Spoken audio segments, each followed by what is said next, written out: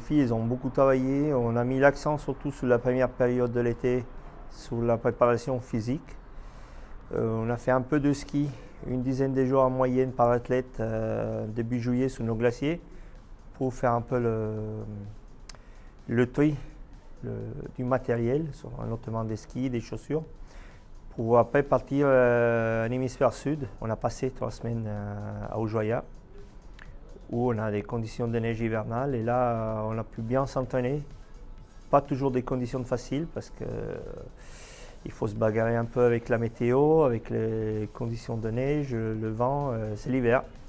Mais c'est bien pour nous de s'entraîner là-bas parce que c'est l'hiver, donc et en général c'était un bon stage. Moi je trouve que c'est un stage très riche.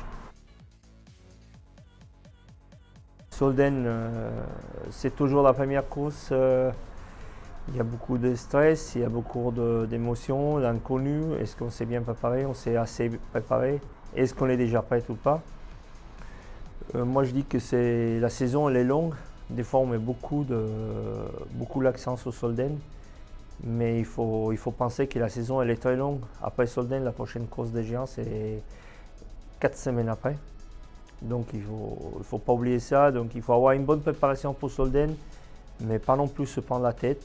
Et puis être prêt pour l'hiver qui commence vraiment à fin novembre jusqu'à mars. Donc ça fait 3 mois et demi, 4 mois de compétition. Il faut gérer ça aussi.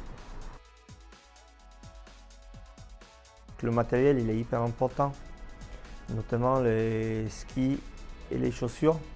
C'est l'interface avec la neige. C'est là que tout il se passe, et donc il faut être au point. Si on n'est pas bien, on n'a pas les bons réglages avec les skis ou les chaussures, déjà on n'arrive pas à transmettre nos mouvements sous la neige. Donc là c'est important.